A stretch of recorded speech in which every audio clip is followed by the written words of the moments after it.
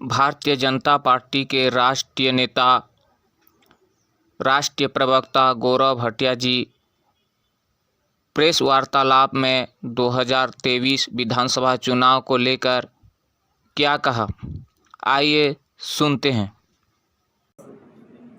आज हम सबके लिए सौभाग्य का विषय है कि भारतीय जनता पार्टी के राष्ट्रीय लोकप्रिय नेता, राष्ट्रीय प्रवक्ता,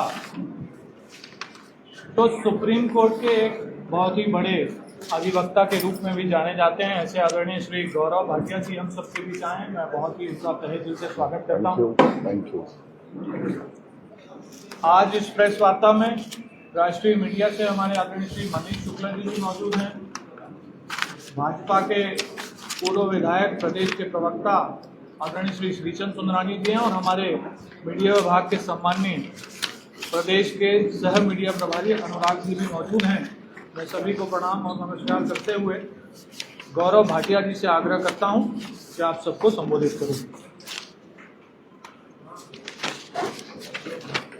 सबसे पहले सभी पत्रकार बंधुओं को भारतीय जनता पार्टी की तरफ से नमस्कार।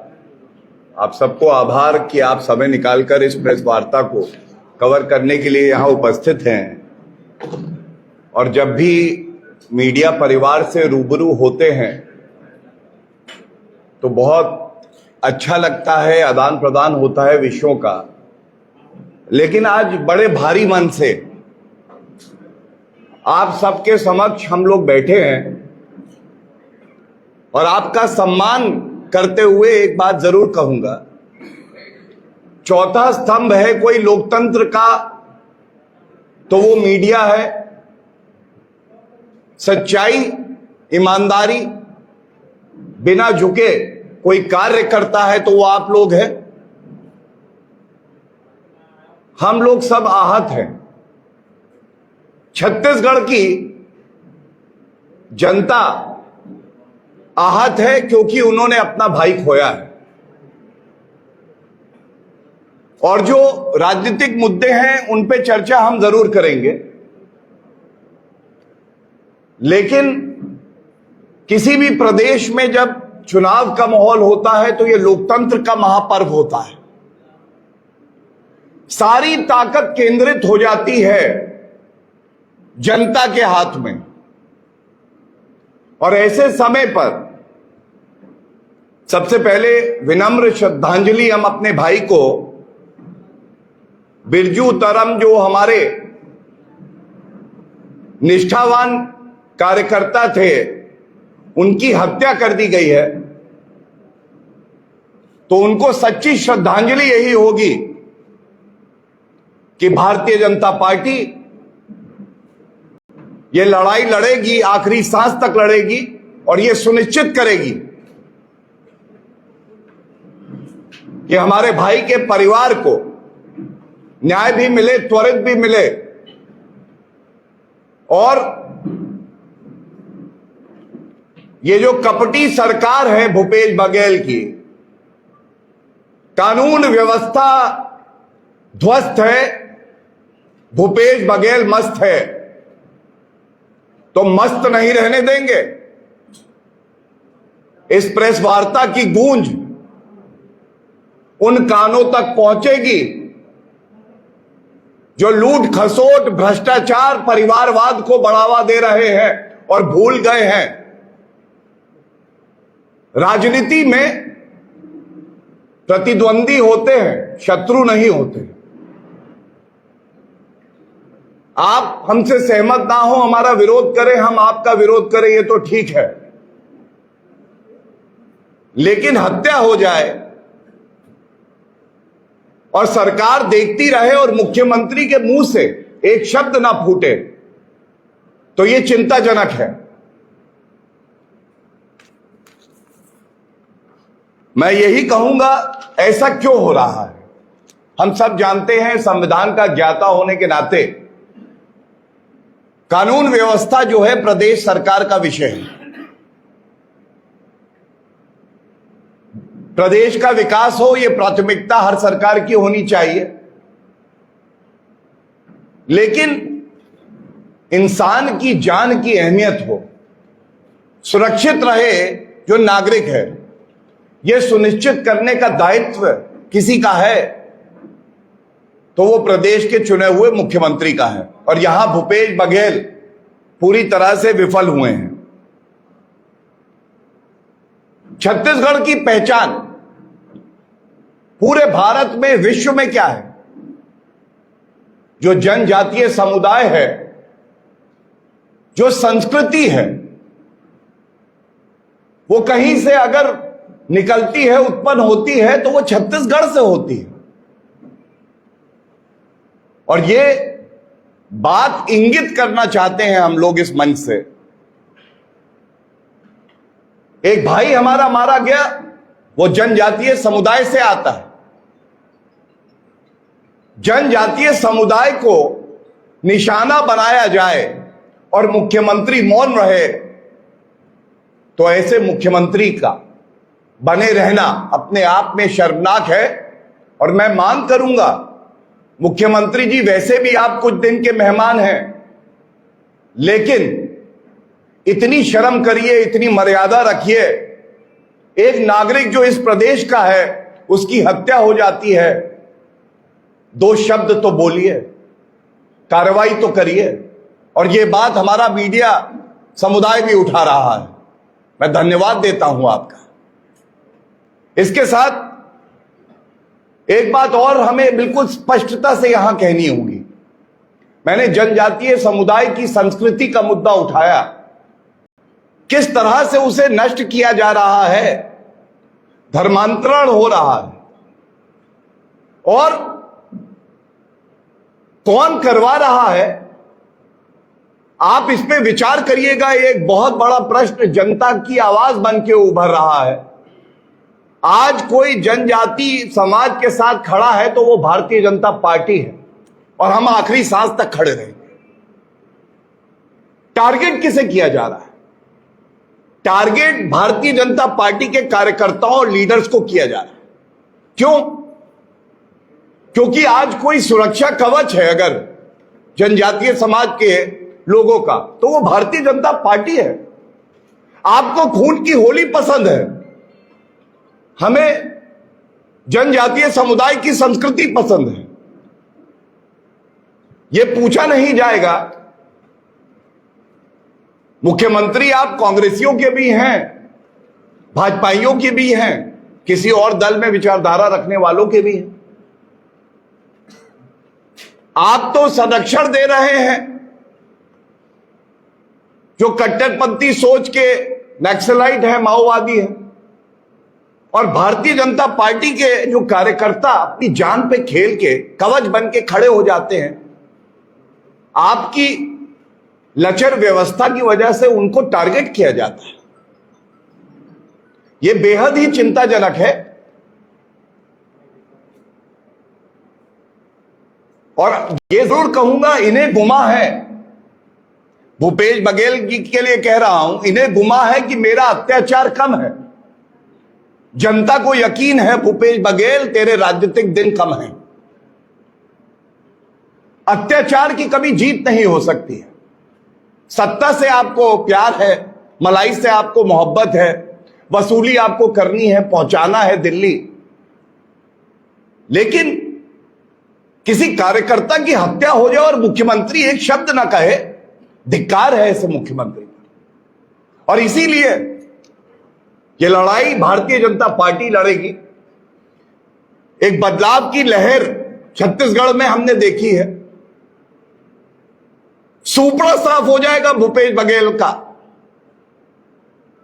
और वो इसलिए हो जाएगा कि अगर मुख्यमंत्री निकम्मा है, निठल्ला है, और जो देश प्रदेश विरोधी शक्तियां हैं उनसे मिल जाए,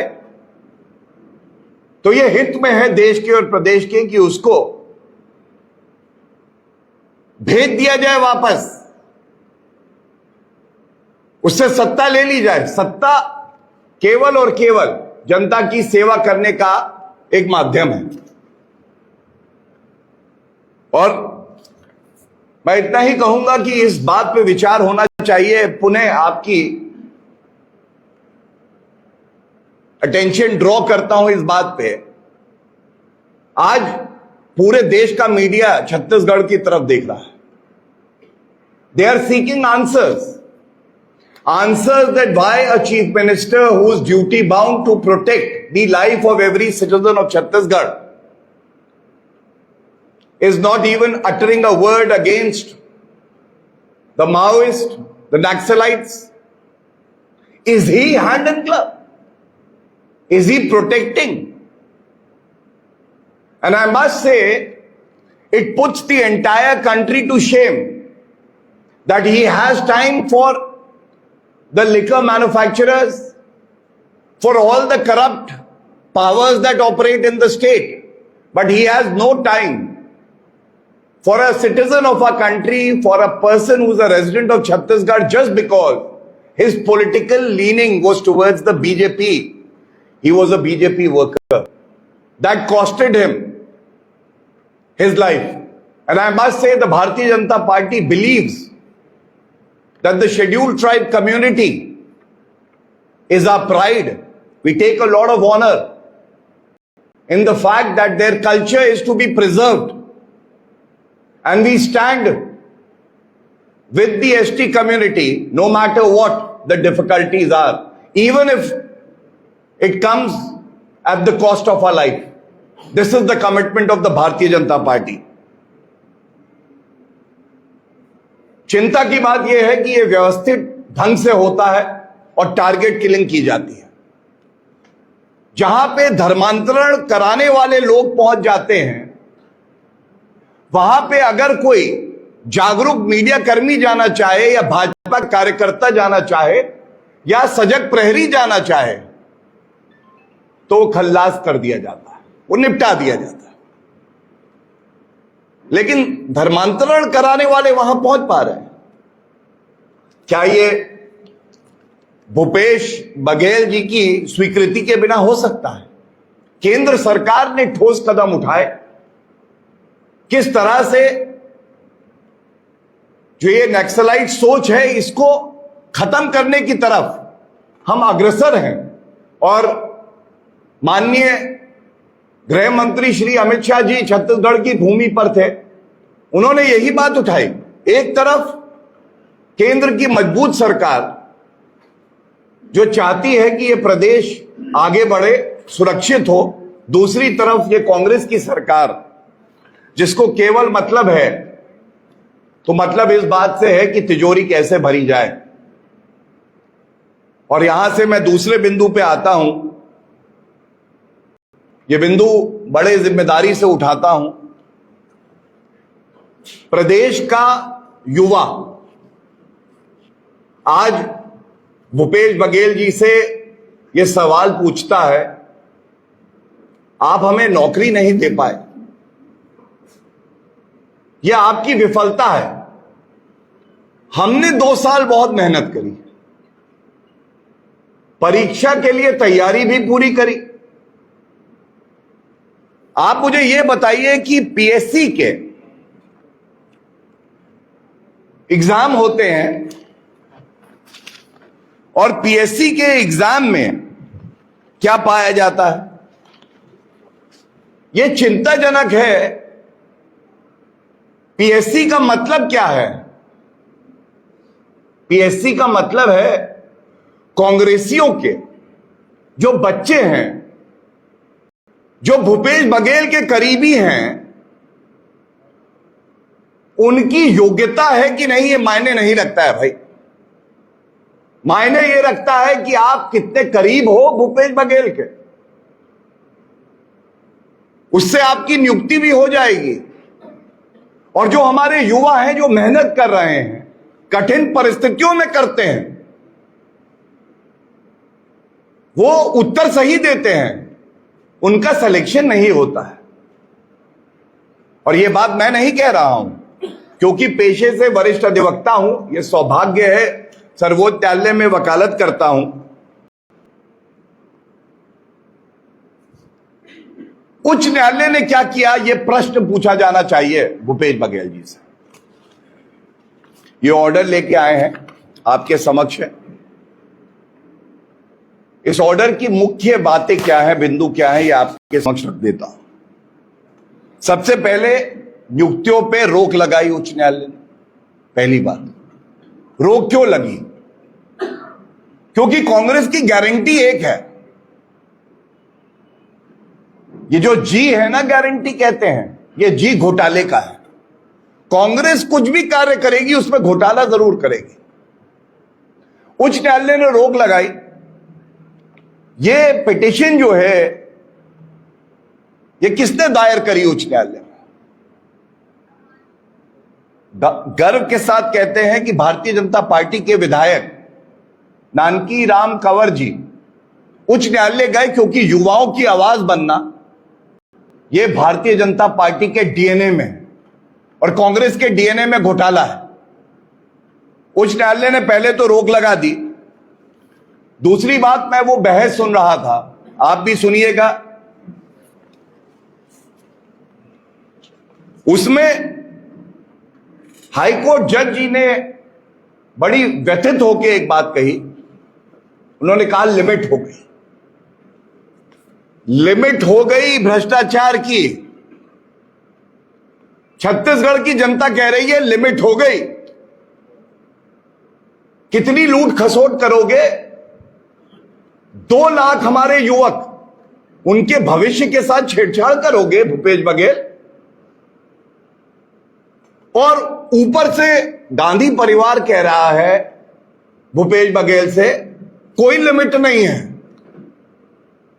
कुछ ही दिन बचे हैं, जितना लूट सको लूट लो। तो उच्च न्यायालय कहता है लिमिट हो गई, जनता कह रही है लिमिट हो गई, बंद करो भ्रष्टाचार। अब की बार बीजेपी सरकार, और उसके बाद गांधी परिवार कह रहा है नहीं, कोई लिमिट ही नहीं है, लिमिटलेस करप्शन है ये। लूटो खसोटो, जो करना है करो। जो मंथली आपको हमने टारगेट दिया है उसको पूरा करके भूपेश जी हमारे पास रुपया पहुंचा दो। तीसरी बड़ी बात जो आई, यहां पे कार्यकर्ताओं से बात हुई, युवाओं से बात हुई, उन्होंने एक बात कही। उन्होंने कहा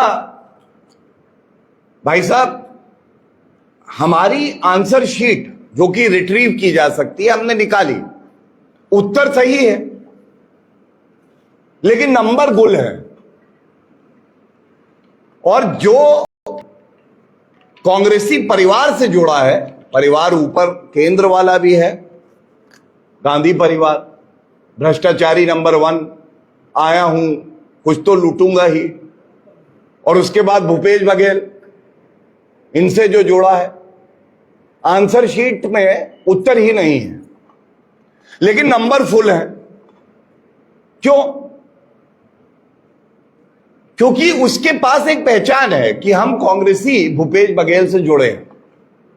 भूपेश जी, अगर आप इस पूरे घोटाले में संलिप्त नहीं हैं, अभी तक आपने क्या कार्रवाई करी है आप मुझे बताइए। वो परीक्षा भी रद्द नहीं कर पाया आप। भ्रष्टाचारियों ने आपके हाथ रोक दिए, हस्ताक्षर करते हुए आपकी कलम कांप रही है। और क्या एक बार भी भूपेश जी ने बोला कि जो युवा हैं, करोड़ों युवा हमारे जो मेहनत करते हैं, ईमानदारी से रोजी रोटी कमाना चाहते हैं, क्या भूपेश जी आपके मुंह से एक शब्द निकला कि मैं युवाओं के साथ खड़ा हूं और अगर किसी संस्था का अध्यक्ष ही क्यों ना हो, संवैधानिक पद पे क्यों ना बैठा हो, अगर भ्रष्टाचार में लिप्त है तो उसको बख्शा नहीं जाएगा? नहीं बोला। और इसकी वजह क्या है? किसके इशारे पे यह हो रहा है? पूरा प्रदेश जानता है, ये भूपेश बघेल खुद कराते हैं और यही उनकी मजबूरी है। खुद घोटाला कराया है तो फिर कार्रवाई कैसे करेंगे? एविडेंस को डिस्ट्रॉय किया जा रहा है। यह मैं वो जो मौखिक टिप्पणी करी सम्मानित उच्च न्यायालय के न्यायाधीशों ने वो बताऊं। और झूठ की हद तो तब हो गई, बताते हैं दिल्ली से भ्रष्टाचारी राहुल गांधी छत्तीसगढ़ पे ट्रेन में उनको घुमाया जा रहा था, तो एक युवा, एक छात्र ईमानदार होते हैं, डरते तो है नहीं, मुख्यमंत्री जी से सवाल पूछा, उन्होंने कहा आपने कोई कार्रवाई नहीं करी। अब आप सुनिए, एक मुख्यमंत्री प्रदेश का इस बात का इंतजार कर रहा है कि कंप्लेंट देगा कोई युवा तो मैं करूंगा, ये भूपेश बघेल जी ने कहा, और अगर मैं गलत हूं तो आप जो है सही कर दीजिएगा। पहली बात तो युवा कंप्लेंट देगा ये अनिवार्यता नहीं है कानून में। कम से कम भूपेश बघेल जी, ये जो गांधी चालीसा आप पढ़ते हैं इसको बंद करिए और संविधान पढ़िए जिसकी आपने शपथ ली है, और उसमें कोई ऐसा प्रावधान नहीं है कि आपको पहले कंप्लेंट का इंतजार करना है। लेकिन उस बालक की सच्चाई देखिए, उसने कहा भूपेश जी ये है कंप्लेंट की कॉपी, मैं तो दे चुका हूं, वो कंप्लेंट की कॉपी भी हाथ में लेके आया हूं। इसकी वजह क्या है? अब आप आकलन करिए, एक मुख्यमंत्री कोई कार्रवाई नहीं करता, युवाओं के साथ खड़ा नहीं होता, एक शब्द नहीं बोलता, और कहता है कि तुम कंप्लेंट दो तो देखेंगे। फिर कहूंगा धिक्कार है ऐसे मुख्यमंत्री। और इसीलिए बड़े पैमाने पर आज छत्तीसगढ़ पुनः चाहता है कि भारतीय जनता पार्टी का कमल खिले और ऐतिहासिक जीत भारतीय जनता पार्टी की हो। और यह मैं बड़ी विनम्रता से कह रहा हूं, युवाओं के साथ, महिलाओं के साथ, किसानों के साथ, मजदूरों के साथ कोई पार्टी राष्ट्रीय स्तर पर और प्रदेश में कोई खड़ी रही है तो भारतीय जनता पार्टी है। इसी बात को आगे बढ़ाते हुए एक दो मुझे लगा कि आपके समक्ष और रख दें। और अक्सर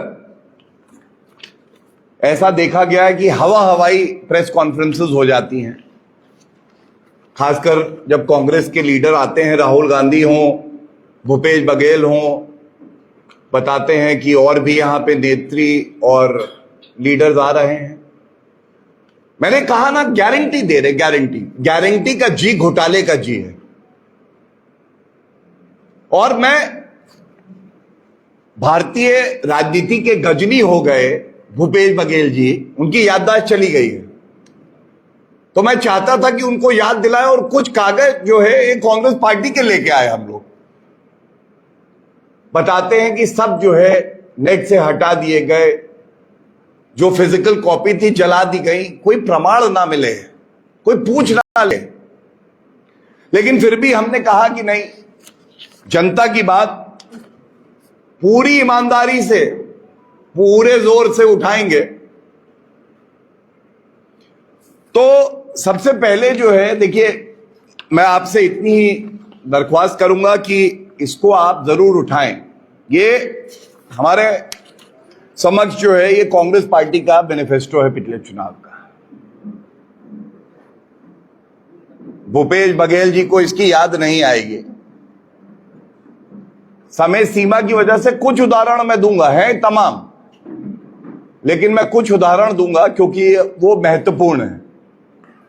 सबसे पहला उदाहरण यह है,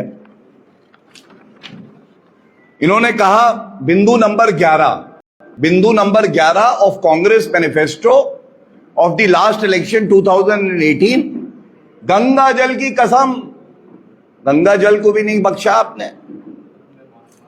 आपने कहा शासकीय कर्मचारियों को सम्मान, अनियमित संविदा एवं दैनिक वेतन भोगी कर्मियों को रिक्त पदों में नियमितीकरण की कार्रवाई की जाएगी और एवं ऐसी की भी छटनी नहीं की जाएगी। सवाल नंबर 1, कितने रेगुलराइज हुए हैं?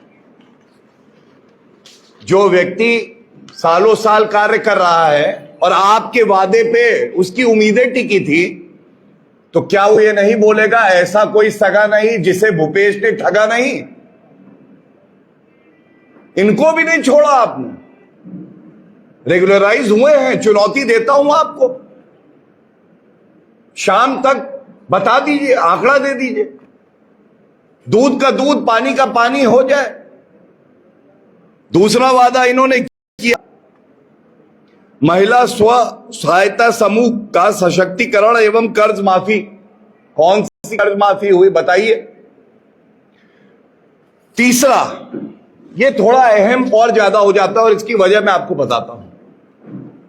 एक तरफ भारतीय जनता पार्टी है जो महिला सशक्तिकरण की बात करती है।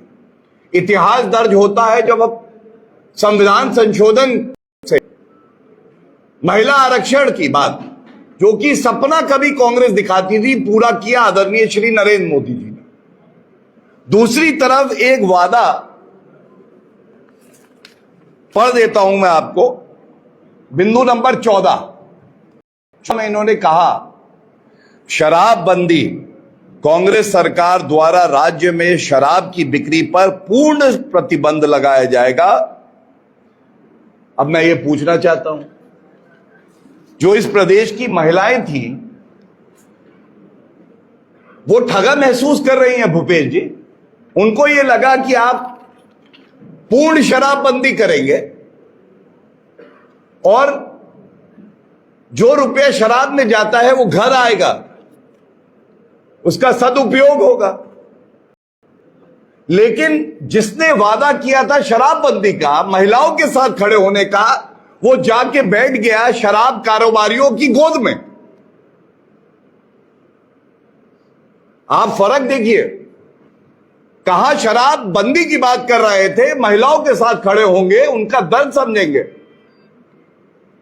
और घोटाले हो रहे हैं क्योंकि शराब कारोबारी बता रहे हैं, बघेल जी पेन उठाइए, यहां हस्ताक्षर करिए। चिंताजनक है। और ये वादा है आपका मैनिफेस्टो का। अगर दमखम रखते हैं भूपेश जी, बाहर निकलिए, इस बात का उत्तर दे दीजिए, अच्छा लगेगा। लेकिन मुझे पूरा यकीन है कि भूपेश बघेल जी इन सवालों के उत्तर नहीं देंगे। इसके साथ ही दो और प्रमुख मुद्दे हैं, मैं आपके समक्ष रख देता हूं और यह दिखाता है कि इनकी नीयत में कैसे खोट है। बिंदु नंबर 19 है फूड पार्क। पढ़ देता हूं, प्रदेश में 200 फूड पार्क स्थापित किए जाएंगे और प्रत्येक ब्लॉक में कम से कम एक फूड पार्क स्थापित किया जाएगा। हम सब जानते हैं कि 53 वर्ष के अपरिपक्व पार्ट टाइम नेता राहुल गांधी दूसरे प्रदेशों में चुनाव अभियान में कहते हैं कि छत्तीसगढ़ के किसान के जो कृषि उपज है उसको तुरंत खरीद लिया जाता है क्योंकि फूड पार्क हर जगह बन गए। तो मैं यहां आ रहा था तो मैंने कहा आंकड़े दुरुस्त कर ले भूपेश जी, सुन भी रहे हैं, प्रेस वार्ता बताया जा रहा है तो वो उत्तर देंगे। 200 कहे थे, 180, 150 कुछ तो बनाए होंगे। तो बताया जा रहा है, कुछ लोगों ने कहा कि 0 बने हैं, किसी ने बताया 2 बने हैं। तो मैंने उससे कहा कि पक्का कर लो, कुछ बेनिफिट ऑफ डाउट दे दो, ज्यादा मत दो। कह रहे सर 2 से ज्यादा नहीं है, अब क्या करें। 200 और 2 मतलब ठगी करेंगे तो इस लेवल की करेंगे जो कांग्रेस का चरित्र है।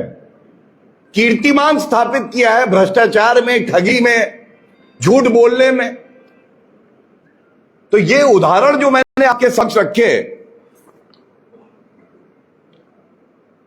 इनकी वजह